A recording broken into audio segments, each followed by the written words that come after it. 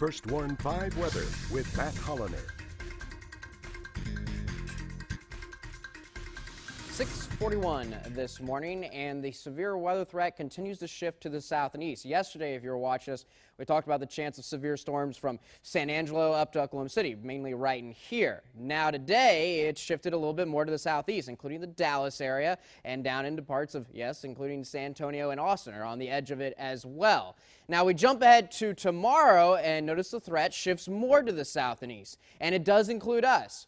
But there's something very important to point out here. Notice that we're in that shade of green. What does that mean? That means we're in a marginal risk of severe weather. That's the lowest threat level. The better chance of seeing severe weather is to our north, including Corpus Christi, Houston. They have better chances of seeing severe weather than we do. Our chance is not zero, but it's very small. Most of us are just going to see regular thunderstorms, which is something actually I think many of us are looking forward to. It's been so long since we had some good rain in the valley, and it looks like that's going to happen.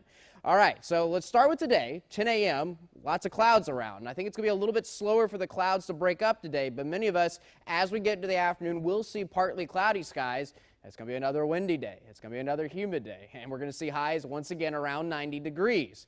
And then tonight, here come the clouds again. Now, the one difference tonight, I do think there's a small opportunity for a few showers to pop up.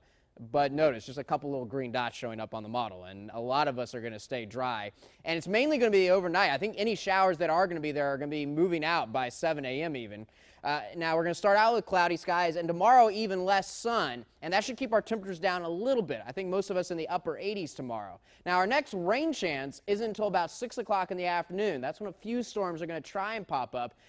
From 6 o'clock to about 9 o'clock. Now, starting around 9, things get a little bit more interesting, but look at all of the valley that doesn't see any rain, even at 11 o'clock at night. Now, this is the chance. Notice these shades of red and orange. That indicates some stronger storms. So if one of these storms pops up over you, we could see a damaging wind gust of maybe 40 to 60 miles per hour and some quarter-size hail. But most of the area will not be seeing that. By the time the bulk of the rain arrives, around 5 a.m., very early Thursday morning, notice you don't see those shades of yellow and orange. These are regular thunderstorms. They won't produce hail, they won't produce damaging wind, but just will bring some rain. And a lot of models saying that many seeing about a half inch. If you get under one of those thunderstorms, you can see about a half inch of rain. Yeah, not... we need a lot more rain than that, but it's a start. We haven't had a half inch of rain in a long time, except out in Starr County. 90 is going to be our high today. Again, a quiet day today like our previous days. Skies becoming partly cloudy. We're going to see wind gusts that will reach up to 35 miles per hour, just like yesterday. And you factor in the humidity, it's going to feel more like 93, so there is a bit of a heat index today.